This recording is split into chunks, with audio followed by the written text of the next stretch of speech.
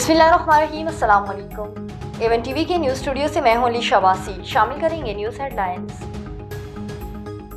बलूचिस्तान के अमन पर दहशतगर्दी का एक और वार। हरनाई की तहसील शार्क में धमाका, 10 मजदूर जाँ बहक, 6 जख्मी हो गए। लेविस हुकाम के मुताबिक धमाका कोयले की कान में काम करने वाले मजदूरों की गाड़ी के करीब हुआ।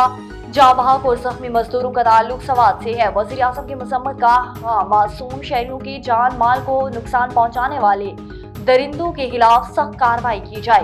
बलूचिस्तान के वजीर आला का जानवर जख्मी मजदूर के अहले खानों से इज़हार ताज़ियत, शरपसंदों के खिलाफ कार्रवाइयां जारी रखने का अज़्म।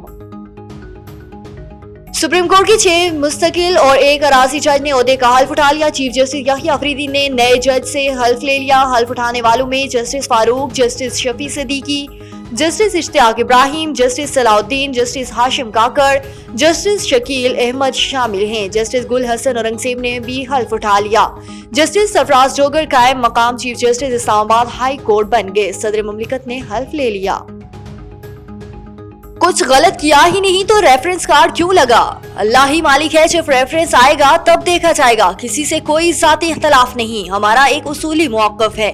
जस्टिस मंसूर अली शाह का सहाफ़ियों से गैर रस्मी गुफ्तगू। बोले, कमरे में मौजूद हाथ किसी को नजर न आए तो क्या कर सकता है? तमाम जजेस के साथ मुलाकात हुई है। इंसान स्मगलिंग की रोकथाम का तरमीमी बिल सेनेट से मंजूर। मुलजमान को 3 से 10 साल कैद की तजवीज़। तरमीम का मकसद बैग और जिस्म फरोशी की रोकथाम है। अताउल्लाह तारड़ कहते हैं कि कश्ती डूबने की हादसा से मुल्क का इमेज मुतासिर हुआ है। कम उम्र लड़कियों की स्मगलिंग संगीन मसला है।